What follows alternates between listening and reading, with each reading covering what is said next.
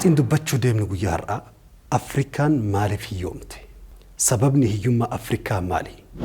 Afrikaan ni hiyyoomte moo ni saamamte? Somaaliyaan akka seenaan himutti korbeessa tokko gorra'a. Foon barbaachaa miti.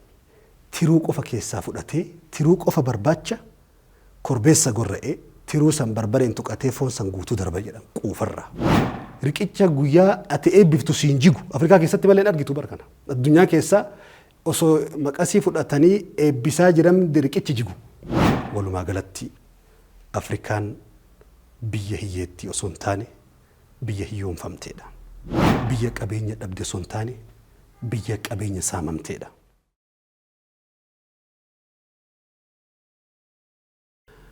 Guyyaa har'aa qabxii jabaa tokko waliin ilaalla. Qabxiin keenya guyyaa har'aa dhugaa hadhaawaa tokko walitti himuudha. Addunyaan ardiin tun biyyoota ardiiwwan torba qabdi. Keessattis gara gadiitti gubbaa irraanillee torba qabdi.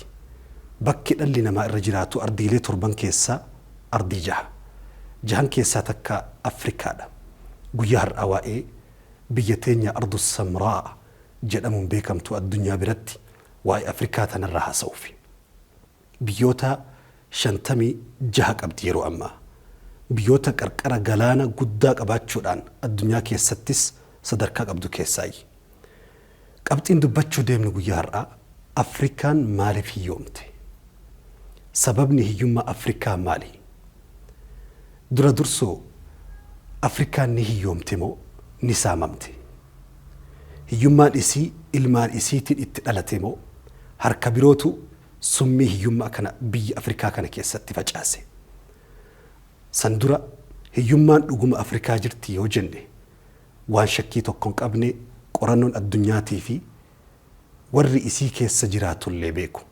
Addunyaa keessaa ardiiwwan jahan qabeenya qaban addunyaa tanarra jiran keessaa irra gadi aanaan hiyyummaadhaaf gadadoo fi waraanaan illee sadarkaa tokko faratti kan argamu ardii Afrikaati. Hiyyummaa Afrikaa sababoota isaa osoo ittiin seenin dura mee Afrikaan akka waliigalaatti qabeenya hagam gahu qabdi? Qabeenyi isii qabeenya akkuma isin beektan qabeenya uumamaatii fi ka guyyaa keessa hojjetanii addunyaa dhiyeessantu jira. San dura qabeenya uumama irratti Afrikaan addunyaa keessa gara jalaa jirti jenne. Fakkeenyaaf waan gabaabaa guyyaarraa argaa ooltan fakkeenya isinii haa kaasu. Akka biyya keenya Itoophiyaa yoo fudhanne Itoophiyaan ilma namaa miliyoona 100 fi miliyoona 25 irraa haga 30 qorannoon kan himu isii keessa jiraatu jechuudha. Ummata miliyoona 130 konkolaataa meeqatu Itoophiyaa keessa jira? Konkolaataan geejjibni socho'u haga ammaatti qorannoon bara 2025tti mirkaneesse konkolaataa miliyoona 1 fi tuqaa 3 qofa. Ummata miliyoona 100 konkolaataa miliyoona 130 konkolaataa miliyoona takkaa fi 300 yoo hirte namni tokkochi konkolaataa tokko nama 100 olii yaabbatu jechuudha. Biyya ambaatti fakkeenya Ameerikaa biyyoota guddatan yoo ilaalte ilma namaa miilaan deemu yoo ispoortiif ta'e malee yookiin qaama isaa jabeessuuf fayyaa isaatiif ta'e malee sababa hanqina konkolaataatiif gabbahee hin deemu. Akka fakkeenyaatti biyya ollaa keenya Saa'ud Arabiyaa yoo fudhanne namni Saa'ud Arabiyaa keessa jiraatu miliyoona 40 irraa 45 jedha qorannoon. Konkolaataan bara 2025 Saa'ud Arabiyaa keessatti argamu konkolaataa miliyoona 14 fi tuqaawii miliyoona gara 15 jechuudha. Biyya san qubattoota biyya saniitiif gahaadha jechuudha. Biyyoonni addunyaarraa ardiiwwan addunyaa tana keessa jiran keessaa miilaan lafarra yaa'uudhaan miilaan deemuudhaan sadarkaa tokkoffaarratti argamu lammiiwwan biyya Afrikaa keessa jiraatanidha. Keessaa Itoophiyaan sadarkaa lamaffaarratti argamti. Kun mallattoo hiyyummaa zaahira badhee mul'aturraayi. Gara fakkeenya dhimma fayyaatii wal qabatu dhaabbilee fayyaatii yoo ilaalle hospitaalli xiqqaan waa'ee dhaabbilee fayyaa xixiqqarraa qabee kiliinikarraa qabee haga hospitaala gurguddaatti dhibamtootaa fi baay'ina uummata Afrikaa keessa jiraatuun wal madaaluufuu waan dubbatanii afaanitti namaa toluu miti jedhama. Gara hiyyummaatti yoo fudhanne fakkeenyaaf Koongoo biyya Koongoo yoo fudhanne ummanni Koongoo keessa jiraatu parsantaan 60 akka baankiin idil addunyaa galmeessitti guyyaa isaanii doolaara 2.15 oola. Ummanni Koongoo keessa jiraatu parsantaan 60 jechuun. Sababni isaa waraanaa fi hiyyummaa bara dheeraa isirra turerraayi. Koongoon waraana waggaa 30 oliif isirra tureen caccabdee burkutooftee har'a lammiin isiin qabdu parsantaan 60 guyyatti doolaara 2.15 jidduu kanaan jiraata jechuun hiyyummarraa gara beelaatitti sadarkaa gadi aanarra jira jechuun. Dhugumatti Afrikaa keessa kallattii diinagdeetiin oomishtummaatiin kallattii waan silaa ilma namaa jiraachisuuf bu'uuraalee misoomaatiin wal qabatu konkolaataa qofa osoo hin taane waan akka daandii tolchuu mana barumsa gahaa hospitaalota dhimma fayyaatiin wal qabatan irratti Afrikaan addunyaarraa gara dhumaa jirti. Teknooloojiidhaanis intarneeta fayyadamuudhaan akkasuma teknooloojii haarawaa AI amma dhufe kanaan gara duubaarratti argamti. Meeshootiin dulloomaan kabar irraa dhume gara Afrikaatti gatama akka nama meeshaa mana keessa fayyadamee balfa yookiin qoshaashaatti gadi haru Afrikaatti gadi harama ture. Hagar'aatti kana keessa jirti. Hiyyummaa Afrikaa keessa waan jirtaniif waan keessa jiraattaniif waan argitaniif qorannoo addunyaa isin himuun hin barbaachisu. Isin mataa keessaan ni beektu. Gara qabxii lammaffaatti yoo tarkaanfanne qabeenya Afrikaan akka addunyaatti qabdu qabeenya uumamaa haa ilaallu. Afrikaan ardiilee addunyaa keessa jiran keessaa qabeenya uumamaatiin akka addunyaatti tokkoffaadha. Kan eenyullee mamuu mormuu fi shakkullee hin danda'u. Qorannoolee addunyaati. Fakkeenya dhimma waa'ee qonna lafaa haa ilaallu. Qonni addunyaan tun hirkattummaadhaan sadarkaa wantoota addunyaan tun ittiin jiraattu keessaa qonna. Akka qorannoon akeekutti lafti qonnaaf ta'u hektaara biiliyoona 1.5 addunyaarratti argama. Kana keessaa lafti qonnaa Afrikaa keessa jiru parsantaan 60 ka addunyaa guuturraa parsantaan 60 Afrikaa keessatti argama. Biyya lafa qonnaa gahaa fi dachaa lammii baay'inaan keessa jiraatu gahu caalu qabaataa garuu qamadii fi garbuu bituudhaan waan nyaatan alarraa gara Afrikaatti galchuudhaan waggaatti doolaar Ameerikaa biliyoona 35 alatti dhangalaafti jedhama. Qabeenya uumamaa Rabbiin isii badhaase keessa gara albuudaati yoo ilaalle wantoonni silaa addunyaan tun fayyadamtu parsantaa 90 keessattuu oomisha konkolaataatiif oomisha mobaayilaa addunyaan tun guutuun harkaa qabduun wantoonni albuuda jedhamu kan mobaayilii irraa hojjetamu baatiriin konkolaataa irraa hojjetamu harki 90 Afrikaa keessatti argama. Fakkeenya Koongoon qofti pilaatiniyeemii baatiriin irraa hojjetamu parsantaan 60 isitti argama. Waa'ee gara albuudaa fakkeenya warqii dhangala'aa fi warqii gogaa jedhamu fakkeenya almaazii warqiiwwan adda addaa biyyoota keessatti Aljeeriyaa biyyoota akka Naayijeeriyaa Jazaa'ir afaan Arabiitti kan jennu jechuun Aljeeriyaa Maaliin biyyoonni akka Koongoo warqii fi wantoota reef dubbanne pilaanetineemii qabaachuudhaan sadarkaa addunyaa keessaa parsantaan 60 akka addunyaatti biyyoota maqaa dhahe kana keessatti argama. Warqiidhaan South Afrikaan yookiin Afrikaan kibbaa Suudaan biyyoota warqiidhaan badhaadhan keessaa akka addunyaatti beekamu. Garuu jireenya warqii isii keessaa osoo haramu jiruu dhoqqee jiraatu. Jiruu dhalli namaa hin jiraanne jiraatu. Fakkeenyaaf qabeenya gara humna namaatitti yoo ceene qabeenya addunyaa kanaa meeshaa albuuda lafaa qotan qofaa miti.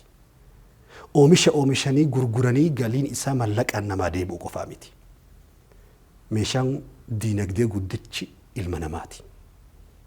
Warqii kan baasu nama malee warqiin nama hin baasu. Kanaaf ilmi namaa warqii caala. Albuudni takkaa ilma namaa barbaadee hin beeku. Ilma namaatu albuuda barbaadee baasa. Qabeenyi guddicha addunyaa kanaa dhala namaati. Qabeenya kana qabaatuudhaan addunyaarraa Afrikaan sadarkaa ol aanarra jirti. Ilmi namaa Afrikaa keessa jiru biiliyoona 1.4. Kana keessaa parsantaan 60 dargaggoota umriin isaanii waggaa 25 fi 25 gadiiti. Qabeenyi parsantaa 60 osoo gara investimentii fi hojiiwwan daldalaa, hojiiwwan oomishtummaatti bobbaafame. Akkuma isin hundi keessan beektan, Chaayinaan ilma namaa akka kophaa biyya tokkootti qabaachuudhaan sadarkaa addunyaa ol aanarra jirti. Biliyoona 1.3 qabdi ilma namaa Chaayinaan. Ilma namaa isii keessa jiraatu hunda gara hojiitti waan bobbaafteef har'a ardii nuti jiraannu tana keessa qabeenyaan Ameerikatti tan aantu kokkee Ameerikaa qabdee har'a kallattii waraanaatiin, siyaasaatiin wantoota silaa teknoolojii jedhamuun Ameerikaa huutee harkaa qabdu Chaayinaadha. Ilma namaa baay'ina sadiitti fayyadamteeti. Afrikaan humna namaa qabaachuudhaanis sadarkaa hagana gahu qabdi. Qabeenya Afrikaan uumamaan qabdu albuudota irraa, humna namaa irraa. Fakkeenyaaf akka reef dubbannetti lafa qonnaa bal'aa akka qabdu Afrikaadha jenne. Wantoota silaa qabeenya osoo itti fayyadamanii gara qabeenyaatti jijjiirame hiyyummaa Afrikaa irraa kaasu keessaa Afrikaan qabdu keessaa tokko laggeeni. Lagni guddicha Afrikaa keessa jiru tokko laga Kongooti. Kongoon laga addunyaa keessaa baay'ina bishaanii qabaachuun laga Amaazonitti aanu Kongoo keessarraa bahee biyyoota Afrikaa hedduu keessa qaxxaamuree garba Atlaantikitti dhangala'a. Bishaan kun gadi fageenyi isaa iddoo gariitti meetira 220 gadi fagaata jedhama. Baay'ina bishaan laga kana keessa jirurraa garba Atlaantikitti ho'ita dhangala'u bishaan kun kiiloomeetirii hedduu dhandhama sooqidda bishaan baharaa jijjiiree gara bishaan mi'aa jireenya ilma namaatiif ta'utti jijjiiree jedhama. Baay'ina garba Atlaantikitti ho'ita bu'u. Bishaan Kongoo keessa dhangala'u. Bishaan kun osoo gara humna ifaa elektirikaatti jijjiirame Afrikaa guutuu harka sadi keessaa harki tokko Afrikaa guutuu mana Afrikaa keessa jiraatu ilma namaa biliyoona 1.4 jiraatu kana hunda isaa golaa fagicha isaa ibsa jedhama. Garuu harki guddaan lammiin Afrikaa keessa jiraatu dukkana keessa jiraata hagarraa ibiddaa fi aararraa achi siquu hin dandeenye. Akkuma biyya keenyarraa qabdanii beektanitti jechuudha. Bosonni somba Afrikaa jedhamu bosona Kongoo ka jedhamu bosona guddicha ardiin tun qabdu keessaa bosona Amaazonitti aanee bosona naannoo bosona daggala roobaa ka dhoqqee fi hafuurri isaa urgaa'u ka sagalee mukaatii fi bineensota gurra keetiin dhageettu. Somba Afrikaa kan dhikkisu jechuun beekamu Kongoo keessatti argama naannoo bishaan laga kanaatti. Kun hundi osoo gara diinagdee fi oomishtummaatti jijjiirame Afrikaa beelaa fi dukkana keessaa baasa jedhama. Qabeenya kan hunda osoo qabdu Afrikaa maaltu hiyyoomse? Kuni qabxii gara sadaffaa nu ceesisa. Afrikaan qabeenya hagana gahu osoo qabdu maaliif hiyyummaa guddaa kana baadhatte?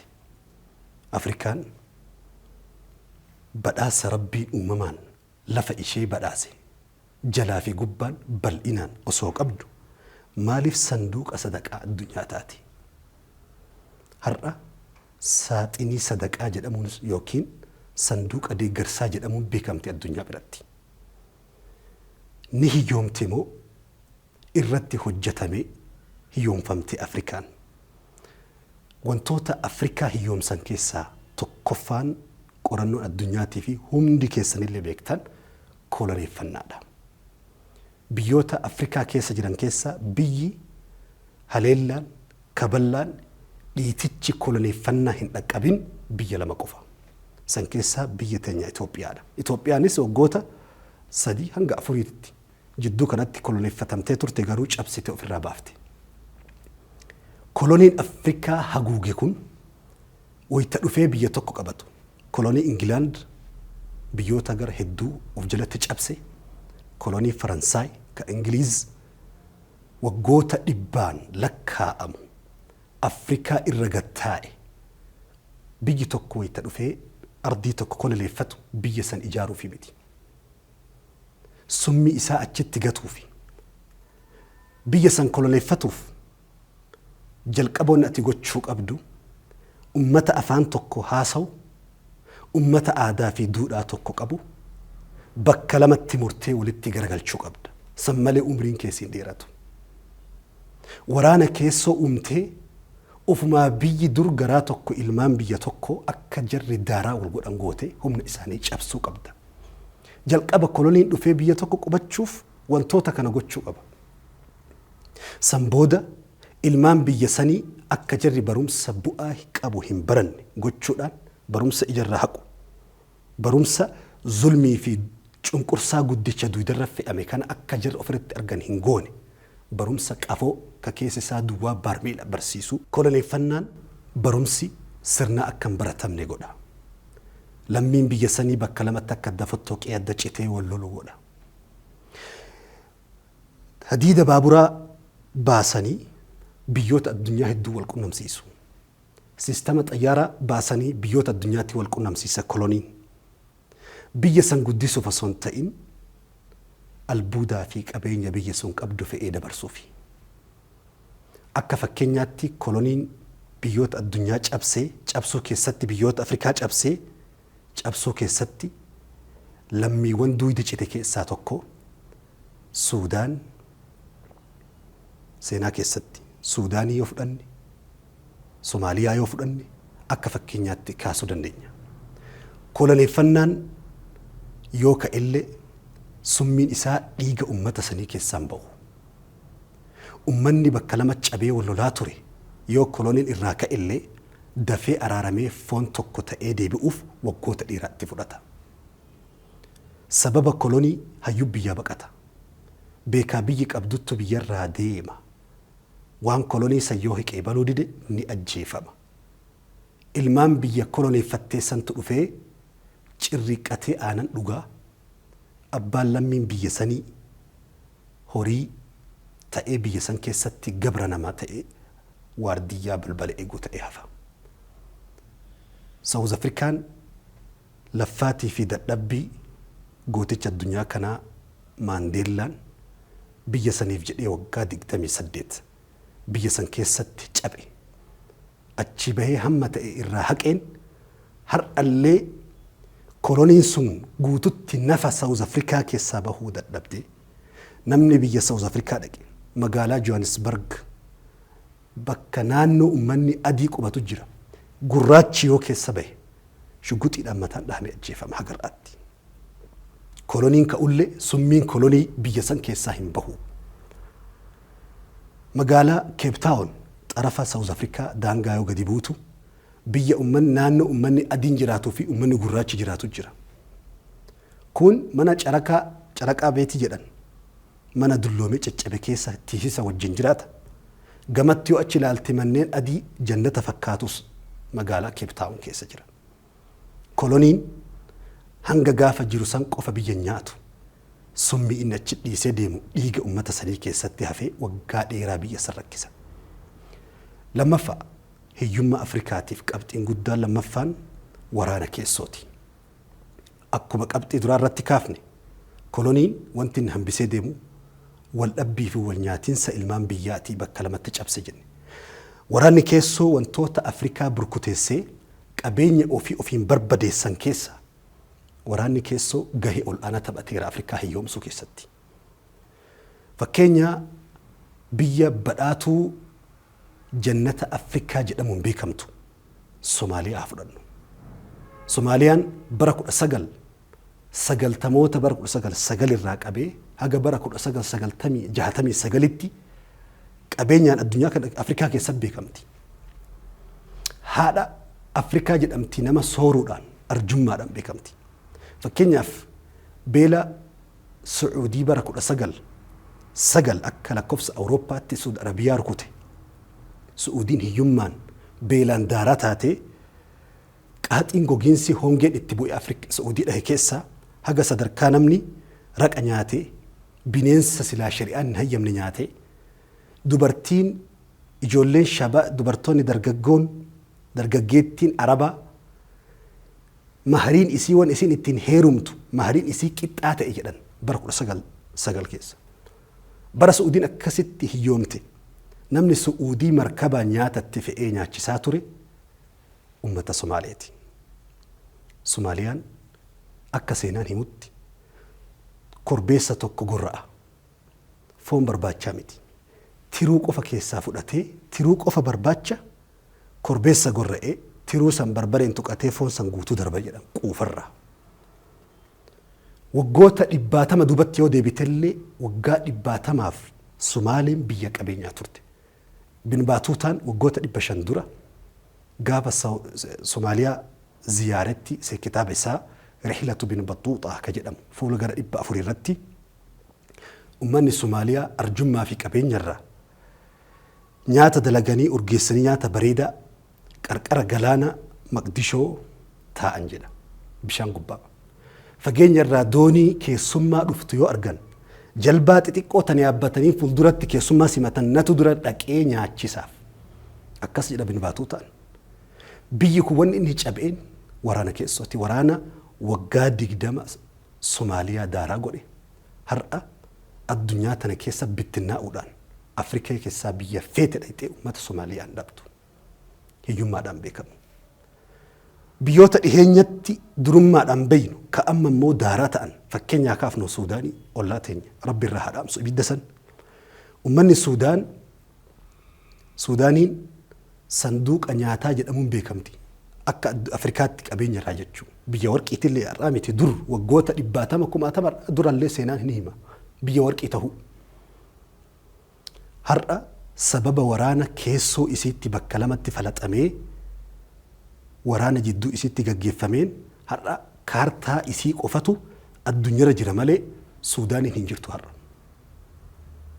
Guyyaa tokkochatti namni 2,000 boolli qotamee gorra'ame. Suuraa satalaayitii gubbarraa kaasu dhiigni naannoo qeeraa akka waan bakka horii itti qurra'anitti dhangala'e Suudaan keessa yeroo ammaatti. Uummanni siyaasaadhaan kufee qabeenyaan kufee waan har'a sa'aatii anam haasawaa jiru Suudaan keessa deemaa jirudha. Sababa waraana keessooti jechuudha. Waraanni keessoo ilmaan biyyaa ka silaa humna diinagdee fi guddina biyyaa ta'an qawwee baatanii akka isaan dirree waraanaa keessaa qallaba shugguxii fi qalawii akka isaan ta'an taasisa. Waraanni keessoo hayyoonni abbootiin qabeenya biyyarraa baqatanii biyyi sammuun biyyaa akka keessaa dhabamtu taasisa. Waraanni keessoo diinagdee waggaa 20 waggaa 50tti ijaarame guyyaa 5 keessatti akka diigamu godha. Waraanni keessoo bu'uuraalee misoomaa biyyi tun deebiftee argatuun itti jabaatu waggoota dheeraaf akka barbadaa'u taasisa. Waraana keessootiinis wantoota Afrikaa diinagdee isii nyaatee addunyaa keessaa biyyi harka nama jala qabatee kadhatu kuulii addunyaa guutuu baatu ta'e keessaa tokko waraana keessooti. Qabxiin sadaffaan hiyyummaa Afrikaatiif sababa ta'e tokko qulqullina barnootaati. Afrikaa keessatti barumsi baratamu barumsa barataa hojii barbaadu uumu malee barumsa barataa hojii uumu miti. Maal jechuudha? Waggoota 12 waggoota 15 haga waggaa 20 wahiitti barumsa fixa namni barumsa keessatti umrii isaa fixa. Gaafa achii bahee barataan kun hojii barbaada malee hojii uumuu hin danda'u. Irra hedduutti jechuudha. Barataa harka qacaramuu mootummaa eeggatu waggoota dheeraa barumsa keessa fixee silaa barumsi kalaqa fida waa uuma teknooloojiitti saayinsiitti akka waa dabalu godha qaroomina addunyaan har'a qabdutti barumsi waa kalaqu wanti kalaqame sun immoo hojii uuma hojiin immoo mallaqa fida mallaqni immoo guddina biyyaati hiyyummaa biyyarraa kaasa. Namoota hojii dhabdummaadhaan rakkatanii ta'anis carraa hojii uuma.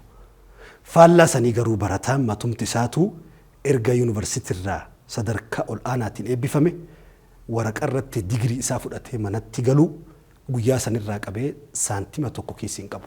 Ganaa kadhaa hojii kadhatuu gabbaya. Silaa hojii uumuu kan qabu ture. Kuni koloneeffannaa durii irraa Afrikaa keessatti gaggeeffameen osoo wal qabatuu hanqina qulqullummaa barnoota teknooloojii fi saayinsii ammayyaatti walitti hidhata qabuun akka hojjetamne godhe.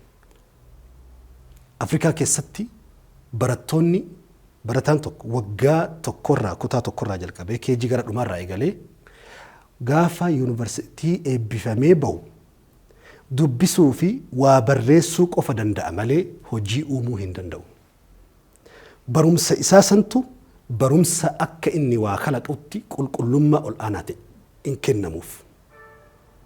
Barumsi barataan fakkeenyaaf biyya keenya keessatti gara 600 oltu barana barumsa xumuraa jennu.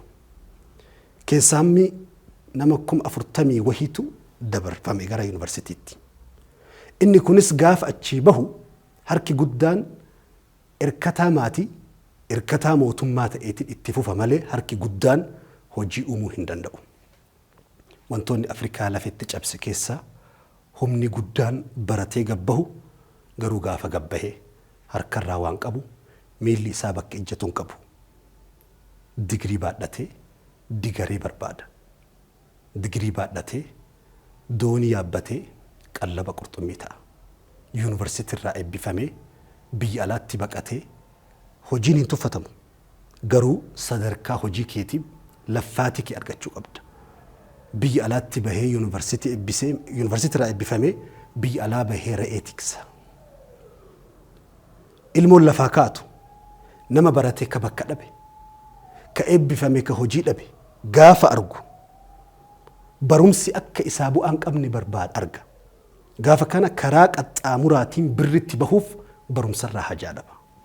Wanti kun immoo keessatti akka argaa jirru ilmaan karaa barumsaatiin hojii uumanii hojii saniin mallaqa fidan dhabummuurraa yeroo ammaa karaa beekamtii barbaaduutii fi sammuu namaa keessatti viidiyoo addaa tokko hojjetee beekamtii argatee geemii tiktookii taphachuu karaa qaxxaamuraatii yookiin yuutuubii gubbatti wantoota safuu biyyaa cabsan akka namni isa daawwatuuf mallaqa fiduudhaaf tattaafatutti jira. Wanti kun bifa kanaa yoo itti fufe barumsiin kufa. Robert Mugaabeen kitaaba isarraa barreeffame keessatti jechoota isaa walitti qabu barreeffame dubbise keessatti akkana jedha. Biyya ati jiraattu keessatti nama takkaan baratiin ka fooqii ijaaru, nama takkaan hojjatiin ka fooqii ijaaru, nama takkaa hin baratiin ka biyya bulchu yoo argite ilmaan biyya saniitiin barumsi hundee guddinaati jettee akkamii amansiiftaa jedhe. Wantoonni uume dubbii Robert Mugaabee dubbate kun dubbii kana uume. Akkuma argaa jirru qulqullinni barnootaa faalama jireenyaa uuma jechuu yoo qulqullinni barnootaa hin jiraanne. Qabxiin afraffaan wantoota Afrikaa hiyyoomsan sanduuqa kadhaa sanduuqa sadaqaa isii godhe keessaa qabxiin afraffaan rakkina bulchiinsaati. Afrikaa keessatti sababa akkuma ayyoon tokko dubbate mootoliin Afrikaa irra hedduun isaanii nama muraasa yoo ta'e malee osoo aangootti hin bahin dura jiruun agarree jedhe. Hin nyaanne nyaata gaarii, hin uffanne uffata bareeda, hin yaabbanne geejjiba bareedaa, mana bareedaa keessan galle, birrii gurguddaa lakkaa'uun eegalle. Jiruu dukkanaa fi goggooyduu tanaan kallattimaan angorra baha. Gaafa angorra bahu nyaata amma arga. Mana bareedaa amma arga. Konkolaataa bareedaa amma arga. Jiruunuu reef itti banamte. Sababa kanaaf hanqina fedhe yoo qabaate angorraan bu'u. Irra hedduu isaanii akkuma isin beektan fakkeenyaa mootummaa Liibiyaa fudhattan Macmar Qaddaafii ka jedhamu. Mootii Muhammad Gaddaafii jedhan uummanni keenya Macmar Qaddaafii ka jedhamu boolla keessatti ajjeefamee boolla keessaa fuudhame malee gadi hin dhiifne aangoo. Mootummaa Suudaanii yoo fudhatte hedduun isaanii warra fonqolaan bu'an fonqolfamee sababa aangoo gadi hin dhiifneef jechuudha. Bulchiinsa jallataa kana jalatti malaammaltummaa mallaqa hatuutu argama. Akka qorannoon himutti adada waggatti doolaarri Ameerikaa biliyeena 50tu Afrikaa keessaa karaa seeraan alaatiin baafama jedha. Malaammaltummaa hattummaatiin jechuudha. Biyyi malaammaltummaan keessatti baay'atu aspaaltii baatii eebbiftee baatii sadii caccabu. Riqicha guyyaa ati eebbiftu siin jigu Afrikaa keessatti malee argitu barkana. Addunyaa keessaa osoo maqasii fudhatanii eebbisaa jiran riqichi jigu. asfaaltii baatii 3-4 booda dhoqqaahu. Hospitaala keessa meeshaa hatamu. Hospitaala keessa nama dhukkubsataa du'aa jira nama kiniini hatu jechuudha. Afrikaa keessatti malee agartu. Malaamaltummaa hattummaa. Mallaqni doolar Ameerikaa biliyoonni 50 waggaatti karaa seeraan alaatiin Afrikaa keessaa bahu osoo biyya keessatti hafee bu'uuraalee misoomaa meeqa tolcha. Bulchiinsi jallataan wantoota Afrikaa cabse keessaa hiyyummaa jalatti isa afuraffaadha. Inni shanaffaa wantoota Afrikaa cabse keessaa hiyyummaa jalatti hirkattummaa qonnaa fi horsiisee buluudha. Irra guddaan diinagdeen Afrikaa akkuma isin beektan horsiisanii buluu fi qotanii buluu irratti hirkata. Wanti kun immoo hedduun isaa parsantaan ol aanaan qilleensa irratti rarra'a. Yeroo qilleensi tokko jijjiiramu wanti ati lafatti facaaftee qilleensa yeroo ammaatii wal faallesse yoo dhufe waggoota meeqa duuba deebite jechuu waggaa tokko oomishni kee yoo kufe.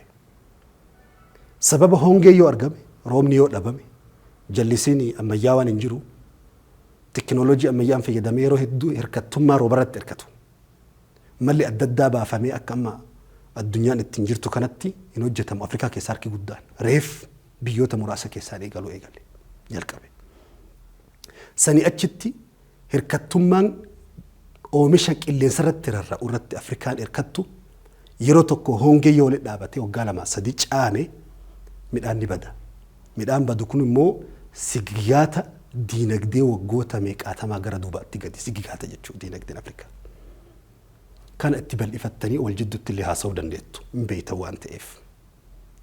Inni jahaffaa wantoonni Afrikaa gadadoo hiyyummaa keessatti isi hambise keessaa biyyoota lixaatii fi biyyoota guddataniiti. Afrikaan biyya liqaadhaan beekamtu keessaa addunyaatti beekamti. Liqaan baankii addunyaarraa sanduuqa addunyaarraa Afrikatti dhangala'u ribaa yookiin dhaala of keessaa qaba. Akkuma waggaan isaa dabaluun dhalli ol ka'a. Liqaa san kafaluu miti dhala dhalli itti dhale sanuu kafaluuf rakkoo hamaa keessa galti. Oomishni biyya keessaa bahu kasilaa deebi'ee bu'uuraalee misoomaa biyya sanii ijaaruu dhala san kafalu irratti fixa mallaqa biyya keessaa.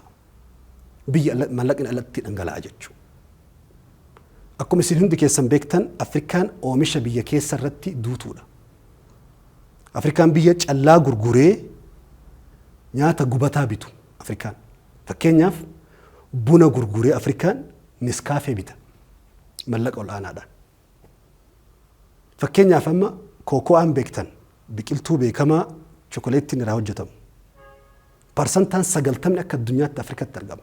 Biqiltuun chokoleettiin amma nyaatan irraa hojjetamu jechuudha. Dhugaatiin adda addaa illee irraa dalagamu.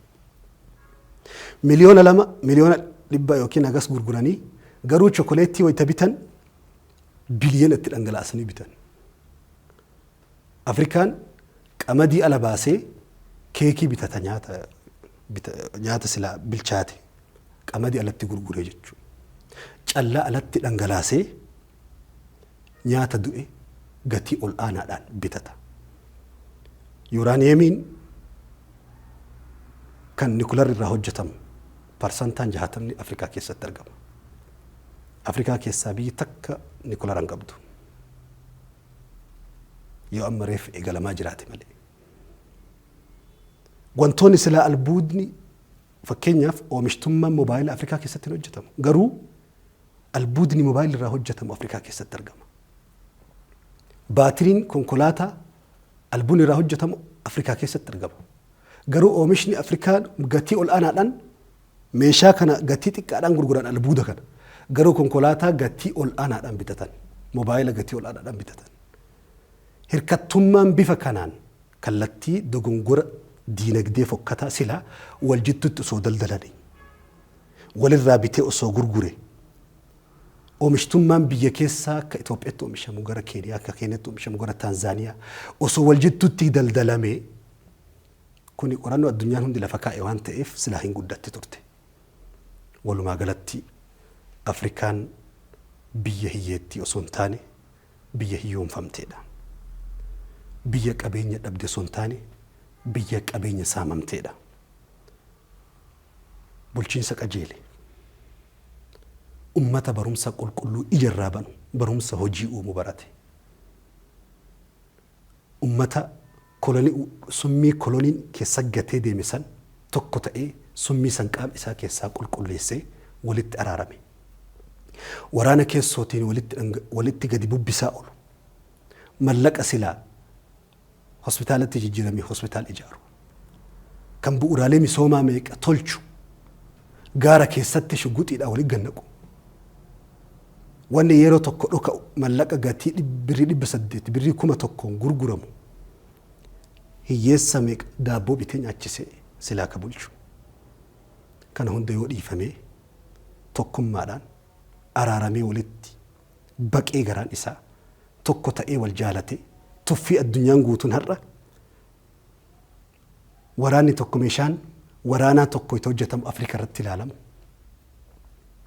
Dawaan qorsi tokko itti hojjetamu akka waan hantuuta taane na inta amoon ta'u jechuu laaluuf dawaan sun Afrikaatti ergamuu jalqaba. Nu beelessanii raashina nutti naqu. Raashinni keessa immoo rakkoo qaba. Kiniina dhala kutu jira raashina keessa biyya hedduu keessatti. Akkuma waraana Gazzaa keessa gaggeeffame jechuudha. Wal sinulchiisaniiti meeshaa waraanaa nutti gurguru. Waraana jidduu keenyatti bananii biyyarraa wayitanu baqanne galaana qarqara dhaabbatanii huccuu qabatanii nu simatu. Hayyuun keenya meeqaatamtu ka silaa sammuun isaa biyya ijaaru biyya alaatti yaa'ee beekaan beeka. Hayyoonni amantii meeqaatamni biyya san guddisu jiru. Kanaaf Afrikaa of beektee Afrikaa wayita jedhu anarraa qabee sirraa qabee biyya of beektee biyya of jaalattee kan aduwwiin biyya akka ati biyya kee jibbitu si goota sanii miti. Akka ati afaan kee tuffattu si goota sanii miti. Qaroomina biyya keetii bahu akka ati tuffattu si gootee qaroomina ofii immoo samii godhanii akka ati ollaaltu si taasisan dhukkubni kun hundi jismii kee keessaa bahee ija keetirraa hurriin kun haqamee Afrikaa biyya badhaatee addunyaatti yaatu irraa gara addunyaan gara Afrikaa yaatu rabbiin nu haa taasisu. والسلام عليكم ورحمة الله وبركاته.